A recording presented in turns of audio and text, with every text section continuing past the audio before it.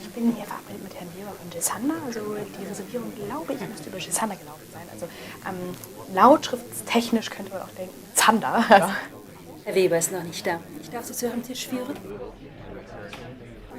Oh mein Gott, das ist mein Chef. Ich brauche einen Tisch. Das ist unumgänglich. Herr Weber sitzt immer da. Nein, aber bitte, bitte, mein Chef darf. Sarah, Hi. Sie hier? Ja, ich habe hier ein Date. Das ist der... 2 von 3.500 Mann. Tut mir echt leid.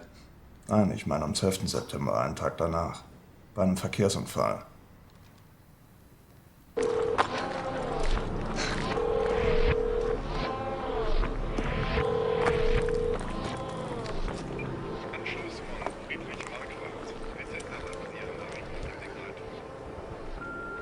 Hallo Papa. Ich bin abgehauen.